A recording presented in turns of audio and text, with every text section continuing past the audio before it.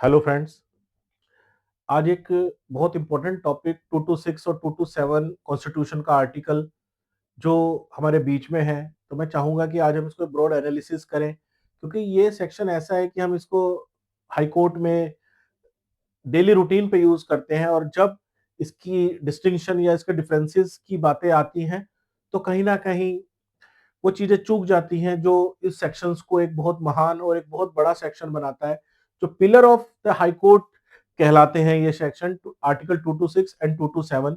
Article 226 fundamental right violations का writ जुडिक्शन के लिए, ओरिजिनल जुडिक्शन के लिए हाई कोर्ट का एक द्वार खोलता है।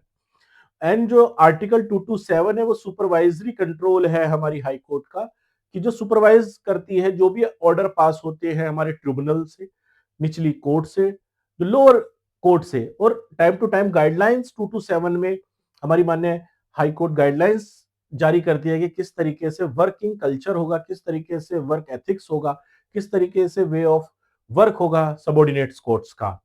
तो ये दोनों जो सेक्शंस हैं ये अपने आप में अलग सेक्शंस हैं, ये अपने आप में एक ब्रॉड सेक्शंस हैं।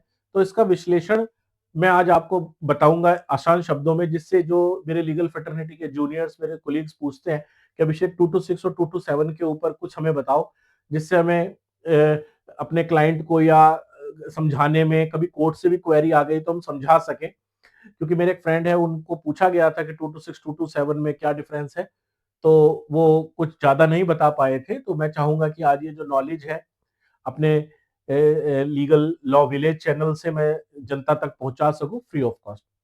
तो फ्रेंड्स, बोथ आर्टिकल 226 एंड 227 जो है वो पिलर हैं हमारे हाई कोर्ट के।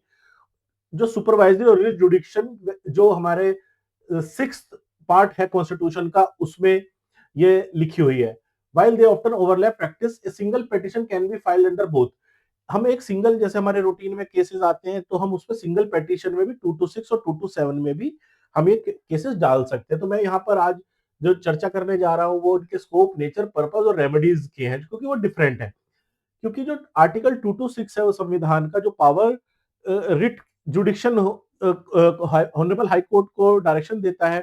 ऑनरेबल हाई कोर्ट डायरेक्शन देती है पब्लिक अथॉरिटीज को टू डू सर्टेन थिंग्स, क्योंकि उसमें 5 हमारी रिट्स होती हैं, जिसमें habeas corpus, mandamus, prohibition, सेंसुरी and कोवारंट। तो मैं इनकी डेफिनेशंस पे नहीं जाऊंगा, क्योंकि ये जो मैं आज आपसे चर्चा कर रहा हूँ ये मैं उस लिहाज से कर रहा हूँ कि मुझे पता है कि आपको ये सारी चीजें पता है कि कोवारंटो और ये हेबियस कॉर्पस और ये सब क्या है।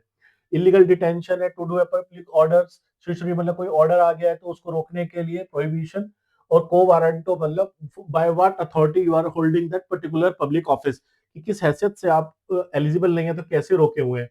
तो यहाँ पर मैं यही कहना चाहूंगा कि जो पर्पस है एनफोर्समेंट फंडामेंटल राइट का 226 के अंदर, for any other purpose, enforcement of legal right और performance of any legal duty, कि कोई भी लीगल ड्यूटी किसी से, गवर्नमेंट अथॉरिटी से कराने के लिए ये मैंडमस होती है। और जो ये बहुत ब्रॉडर है, और कोई भी स्टेचुटरी और अगर कोई भी कॉमन लॉ राइट्स या कोई भी वॉयलेशन होता है तो उसमें आप 227 के अंडर भी आ सकते हैं, क्योंकि लेट जो हमारा 227 है वो ब्रॉडर पर्सपेक्टिव पे एप्लीकेबल होता है।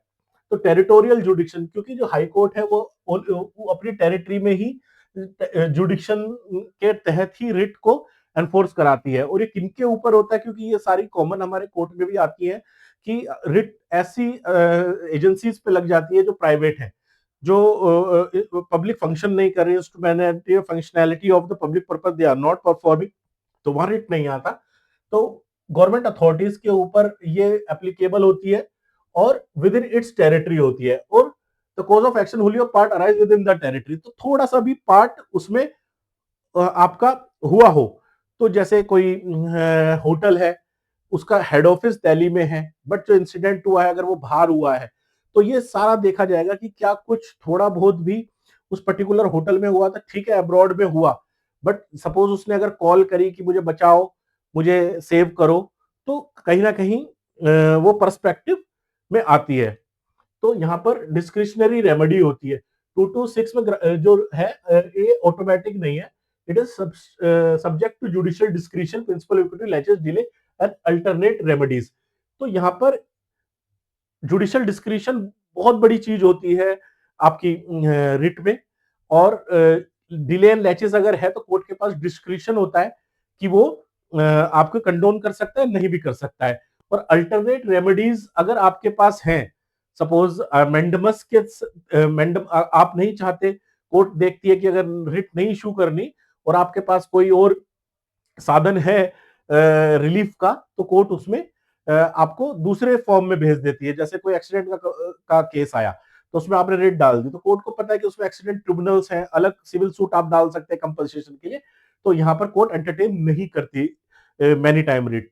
तो यहाँ पर और जो ऑर्डर होते हैं रिट के वो अपीलेबल होते हैं, क्योंकि लेटर पेटेंट अपील आती है उसमें आती है, और या आप सीधा एसएलपी में भी आप कोर्ट में जा सकते हैं इसमें, क्योंकि वो एक तरीके से जजमेंट का रूप होती है। और आर्टिकल 227 पे अगर हम बात करें, जो 226 से मिलती जुलती बिल्कुल भी नहीं है, क्योंकि हम लोग सोचते हैं 226 एंड 227 एक है, बिल्कुल अलग है ये दोनों। क्योंकि 227 सुपरविजरी जुडिक्शन के अंदर आती है, कि जो अपनी सबॉर्डिनेट कोर्ट्स को कंट्रोल करती है, जो लोअर कोर्ट्स हैं जैसे ट्रिब्यूनल्स हैं, उनको सुपरवाइज करने के लिए। तो सुपरवाइजरी जुडिक्शन होती है इसकी, और ये ओरिजिनल जुडिक्शन नहीं होती, बल्कि एक अपीलेबल जुडिक्शन होती है। पावर उसकी, क्योंकि जो टेरिटरीज, जो ट्रिब्यूनल्स हैं जो उसकी विद इन द टेरिटरीज है, उसके तहत अगर कोई ऑर्डर आता है तो वो इसमें अ, आता है ये वाला चीज। जो पर्पस है सबसे बड़ा 227 का, वो ये है कि वो एक टाइम फ्रेम मैनर में चीजों को रखता है और इंश्योर करता है कि वो फॉलो करे लॉ को। और करेक्टिव जुडिक्शन, सपोज कोई पेटेंट इलीगैलिटी है, सपोज कोई किसी कोर्ट ने कोई केस में ऑर्डर पास कर दिया और केस को एंटरटेन कर लिया जो उसके अधीन नहीं आता, जो जुडिक्शन किसी और स्टेट के किसी और कोर्ट की पड़ती है, तो यहाँ पर 227 में आप जब पिटिशन डालेंगे तो तुरंत कोर्ट उसको डायरेक्ट करेगी कि that you are in a wrong forum. तो 227 की ये पेटेंट इलीगैलिटीज के ऊपर और नॉन एक्सरसाइज ऑफ जुडिक्शन के ऊपर आ जाता है। तो यहाँ पर जो स्कोप है वो बहुत बड़ा सुपरवाइजरी कंट्रोल है, बट मैं यहाँ पे यही कहूंगा कि बहुत लिमिटेड कोर्ट इसमें नैरोली इंटरवीन करती है, and it is not a substitute for appeal. क्योंकि सपोज आपका कोई रेमेडी है अपील करने का, तो आप स्टेचुटरी अपील करेंगे, ना कि उस ऑर्डर के खिलाफ आप सीधा 227 में हाई कोर्ट आ जाएंगे। क्योंकि जहां पर स्टेचुटरी अपील कोई लाई कर रही है किसी ट्रिब्यूनल की, किसी एनसीएलटी में कहीं पे, तो आप 227 में कोर्ट नहीं जा सकते, बिकॉज इट्स ये कोई सब्सिट्यूट नहीं है अपील का। 227 यही है जब वहां पे कोई पैटर्न इलीगैलिटी हो, उसने जुडिक्शन फॉलो ना करी हो, और लोअर कोर्ट ने किसी बहुत इंपॉर्टेंट डिस्क्रिशन का या अपने बहुत इंपॉर्टेंट तथ्य को हटाकर डिसीजन लिया हो, और on the face of the record भी वो पता चल रहा हो। तो ये बहुत बड़ा पॉइंट रहता है इसमें। और डिस्क्रिशनरी नहीं है, ड्यूटी बाउंड है। 227 में अगर जैसे हमारा अमृत पढ़ रहे थे, तो उसमें कोर्ट के पास बहुत ज्यादा डिस्क्रिशनरी पावर है कि दे ना दे, करे ना करे, तो कोर्ट अपना विवेक उसमें इस्तेमाल करती है। बट यहाँ पर ड्यूटी बाउंड है। While discretionary, the power under 227 also duty of the high court to ensure that the order by administrative of the justice is lower for a apply हो। फिर अपील, जो ऑर्डर्स है 227 में वो appealable नहीं होते, क्योंकि वो जो उन्होंने ऑर्डर दिए वो अपने उन्होंने ओरिजिनल जुडिक्शन में दिए हैं, और that is on administrative side. तो उसमें क्लेरिफाई किया है कई बार कि जो आप एसएलपी में 227 के ऑर्डर्स पे चले जाते हैं जो लाइन नहीं करते। तो यहाँ पर 226 में तो मैंने आपको बताया था, रिट की अगर कोई अपील है तो वो पेटेंट आप एसएलपी में भी जा सकते हैं, प्लस आप एलपीए लेटर पेटेंट अपील भी डाल सकते हैं। तो यहाँ पे अब मैं यहाँ पे दोनों का जो की डिफरेंस है यहाँ पे मैं आपको बताऊंगा 226 एंड 227 का बहुत शॉर्ट में, कि जो आर्टिकल 226 है वो एक तरीके से तलवार है to enforce a fundamental right against any authority. एक तरीके से एक स्वार्ड है, एक तलवार है, अपने फंडामेंटल राइट जो आर्टिकल 14 ऑनवर्ड से हैं, तो उनको एनफोर्स कराने के लिए किसी भी पब्लिक अथॉरिटी से या किसी भी ऐसी प्राइवेट बॉडी से जो फंक्शनल एंड इंस्ट्रूमेंटलिटी जो है गवर्नमेंट का या स्टेट का कर रही है। तो इसमें भी कई जजमेंट्स है कि प्राइवेट इंस्टीट्यूशन या कोई प्राइवेट होटल्स को भी कोर्ट ने स्टेट कहा है, बिकॉज जो फंक्शन वो कर रहे हैं वो स्टेट वाला फंक्शन कर रहे हैं, तो वहां पर वो प्राइवेट में भी लाई करती है। तो यहाँ पर 227 जो है वो एक शील्ड है, एक ढाल है, correct the functioning of the judiciary itself, subordinate court and tribunals. जैसे वो तलवार हो गई 226 अपने फंडामेंटल राइट को एनफोर्स कराने के लिए, हम एकदम कोर्ट में पहुंचते हैं, मेंडमस और को वारंटो आप स्टेचुटरी प्रोहिबिशन। तो इसी तरीके से 227 जो एक शील्ड है कि जो निचली कोर्ट है, जो उनके सबऑर्डिनेट कोर्ट है, वो अपने दायरे में रहे, अपने अपने जो उनका जो जुडिक्शन है उसी के तहत वो काम करें। तो वो शील्ड उसको दी गई है। और अगेंस्ट हुम, जो सबसे इंपॉर्टेंट सवाल, हमारे कई पिटीशन हाई कोर्ट में ये डिसमिस होती है या जो फाइल हो जाती है बिना इसको देखे, कि ये केवल अगेंस्ट एनी पर्सन और अथॉरिटी इंक्लूडिंग द गवर्नमेंट। तो जो हमारा 226 है वो किसी government agency, against any person और अथॉरिटी। और जो 227 है वो हमेशा लाई करेगा only against the order of the court and tribunals and against the order of the court and tribunal who are subordinate to the high court. तो यहां पर मैं आप डिफरेंसेस जो मैंने टेबुलर फॉर्म में बनाया है बहुत इजीली आप समझ सके, तो मैं यहां पर यही कहूंगा कि जो 226 है वो ओरिजिनल जुडिक्शन देता है हाई कोर्ट को टू पास ए रिट, और जो पावर है 227 में सबऑर्डिनेट्स ऑल कोर्ट्स, और सुपरविजनरी जुडिक्शन होती है हमारी हाई कोर्ट की निचली अदालतों के ऊपर। अब जो दूसरा मेरा डिफरेंस मैंने इसमें एलोबरेट किया है 226 और 227 में, वो है प्राइमरी पर्पस। जो प्राइमरी पर्पस है to enforce of fundamental rights और any other purpose enforcement of any legal right and legal duty. Legal duty and legal rights are correlated. Legal duty is if a person having a legal duty, तो वो legal duty उसको करनी है, तो court उसमें उसको direction देती है टू डू दिस थिंग। और फिर ये है 227 में, to ensure that subordinate court and tribunal exercise their power within the lawful bound and follow the law. ये जो मैंने आपको बताया था कि that 227 is the shield, that's why 227 petition है कि सबऑर्डिनेट कोर्ट अपने दायरे में रहे, अपनी स्कोप में रहे, they will be in their skin and they will be there in the territorial jurisdiction. तो इसका सुपरविजन 227 में होता है। तो यहाँ पर जो स्कोप है वो मैं यही कहूंगा कि जो 226 है बहुत वाइड है, वाइड और रेमिडियल, और एक तरीके से आप स्पेसिफिक रिलीफ मांग सकते हैं, जैसे मेंडमस में, कोवारंटो में, हेबियस कॉर्पस में, टू प्रोड्यूस द बॉडी, कि कोई आदमी नहीं मिल रहा है, कहीं लॉस्ट है, तो to produce the body, to corpus को लेके आइए, तो कोर्ट उसमें स्पेसिफिक डायरेक्शन देती है। जो सुपरविजरी या control but limited to judicial correction, यहाँ पर जो है ये एक तरीके से जो सुपरविजरी कंट्रोल है, तो वो ये है कि अगर उनसे कोई एरर हो गया तो उसको करेक्ट कराती है, और it is a corrective not a appellate jurisdiction. क्योंकि जो 227 है it's not a appellate forum.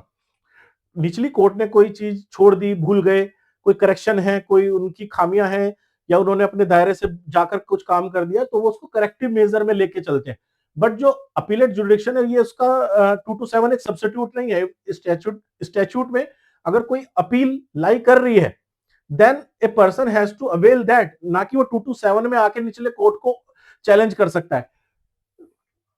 और ये किसके ऊपर अप्लाई करेगी? Against any person authority including the government, public bodies and even private entities discharging the public function instrumentality. मैंने आपको बताया था कि जो पब्लिक फंक्शंस कर रहे हैं, इवन प्राइवेट बॉडी भी रिट में लाई करिए। ऐसे कई जजमेंट्स हमारे बीच में है, क्योंकि ये जो मैं वीडियो बना रहा हूँ ये मैं उनके लिए बना रहा हूँ who having the knowledge of the law. तो मैं जानता हूँ कि इनमें काफी चीजें वो समझ रहे होंगे मेरी बातों को, बट एक लेमैन के लिए थोड़ा सा परेशानी आ सकती है। बट ये मैं पर्सपेक्टिव अपने लीगल फैटर्निटी के लिए और जो लीगल फील्ड में उतरे हुए हैं उनके लिए मैं ये ब्रॉडली बना रहा हूँ। And only against the order judgement of the court and tribunal subordinate to high courts. क्योंकि जो निचली कोर्ट्स हैं, जो कोई जजमेंट्स हैं, और सबऑर्डिनेट कोर्ट्स के लिए 227 लाई करती है।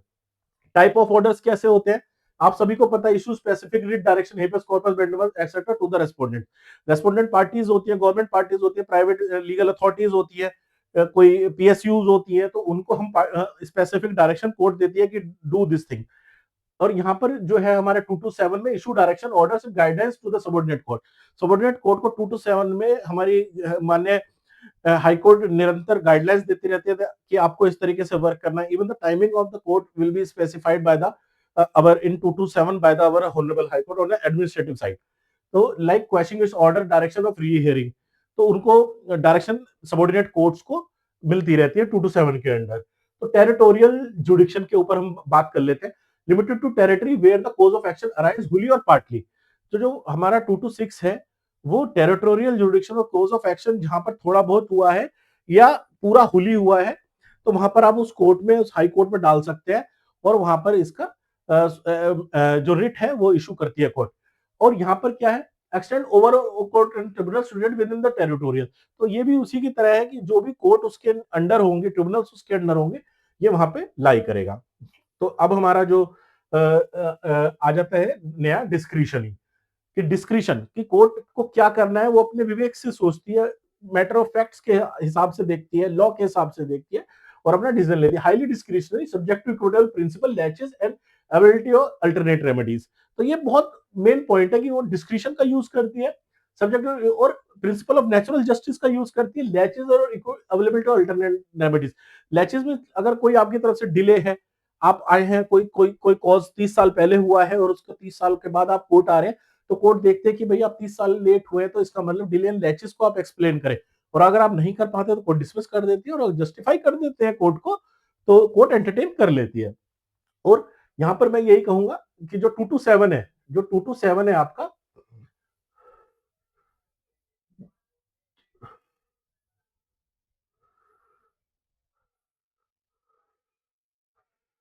जो 227 है आपका डिस्क्रिशनरी है but also constitutional duty to ensure the proper administration of justice. ठीक है, डिस्क्रिशनरी है बट यहां पर मैं यही कहना चाहूंगा कि उनकी कॉन्स्टिट्यूशनल ड्यूटी है to ensure proper administration of justice हो, तो कोर्ट वहां ज्यादातर अपना डिस्क्रिशन इस यूज नहीं करती, क्योंकि उनकी कॉन्स्टिट्यूशनल ड्यूटी है to pass such an orders, क्योंकि उससे हाई कोर्ट अपना डायरेक्शन देती ही देती है उन चीजों में। डिस्क्रिशन का बहुत कम यूज है 227 में। और appealability, an order under 226 is generally appealable example before a division bench, जैसे मैंने आपको बताया था एलपीए में जा सकते हैं, और इवन अगर कोई पर्टिकुलर ऑर्डर है तो एसएलपी में भी हम जा सकते हैं। और यहां पर मैं ये कहूंगा कि if your 227 was a traditionally not appealable, क्योंकि सुपरवाइजरी ओरिजिनल जुडिक्शन में होता है तो ये अपीलेबल नहीं होता। सुप्रीम कोर्ट ने भी कहा है कि अगर कोई ऑर्डर 227 में आया है, आपने पास किया है, तो that is not appealable, but this position has been known by the court ruling. मगर कई बार कोर्ट अपने आर्टिकल 142 स्पेशल पावर्स के तहत एंटरटेन कर लेती है, और एसएलपी में भी कोर्ट एंटरटेन कर लेते हैं। हमने कई जजमेंट्स में हमारे सामने ऐसा आया है। अल्टरनेट रेमेडी, अल्टरनेट रेमेडी है strong bar, the high court में refuse to entertain an adequate alternate remedy. मतलब सपोज आपके कोई और रेमेडी है, कोई एक्सीडेंट का केस है, या आपके पास स्पेसिफिक एक्ट है, स्टैच्यूट है उसको रिलीफ को लेने के लिए, तो कोर्ट उसमें रिट में ना जाकर कोर्ट उसमें आपको स्पेसिफिक डायरेक्शन दे देते हैं कि आप पर्टिकुलर लॉ या स्टैच्यूट में अवेल कीजिए। और 227 में ये बहुत ज्यादा जो डिस्क्रिशन है वो लो है, और supervisory power can be exercise even if an appeal lie, specially in cases of grave injustice and judicial error. तो यहाँ पर सुपरवाइजरी पावर लाई करती है आपकी, और अगर आपकी अपील भी लाई कर रही है तब भी आप अगर इंजस्टिस है वहां पर तो आप लाई कर सकते हैं। बट इट इज, मैं फिर कहूंगा 227 is not a matter of appeal.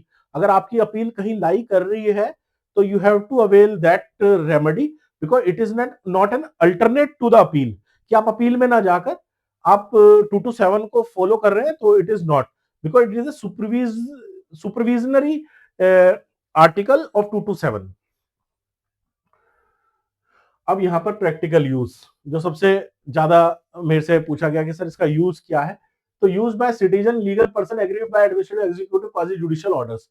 तो जो भी एग्रीव्ड है, इंडिया का सिटीजन है, कोई भी लीगल पर्सन है, तो वो आपका एग्रीव्ड है administrative executive quasi judicial action से, तो वो रिट में जा सकता है। और यहाँ पर जो 227 है, use by litigant aggrieved by judicial quasi judicial order और लोअर कोर्ट और ए ट्रिब्यूनल। तो कोर्ट यहाँ पे 227 में सोमोटो का भी पावर है कोर्ट के पास, और यहाँ पर वो लिटिजेंट अगर एग्रीव्ड है वो 227 डाल सकता है, और कोर्ट को भी लगता है कि निचली कोर्ट ने कोई यू कैन से कोई ऐसा ऑर्डर या कोई ऐसी चीज की है जो गलत है, तो कोर्ट सोमोटो में भी 227 में एंटरटेन कर लेती है।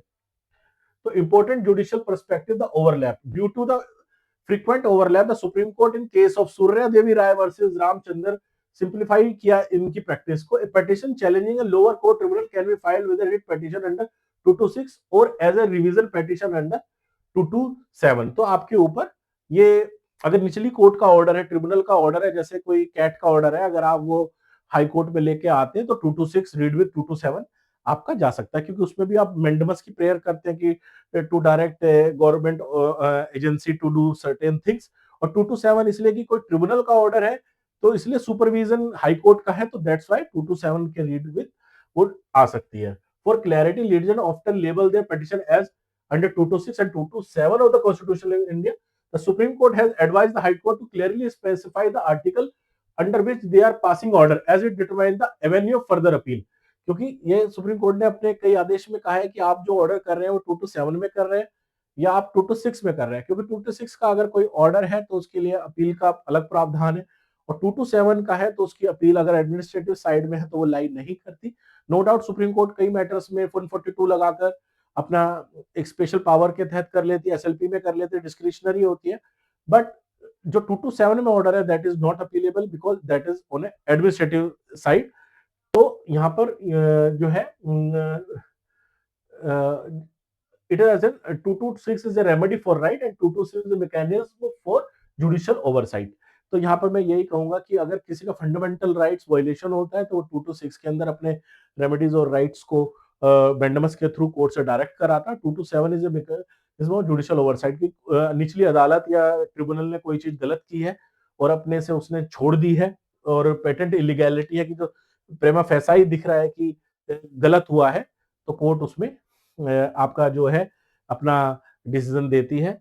और इस तरीके से 226 और 227 को मैंने अपना रिसर्च कर कर जिस आसान तरीके से मैं समझा पाया, मुझे आशा है कि आपको अच्छा लगेगा। और भी इम्पोर्टेंट इम्पोर्टेंट लीगल पॉइंट्स के साथ मैं आपके बीच में आता रहूंगा। धन्यवाद। मैं एडवोकेट अभिषेक चौधरी, धन्यवाद।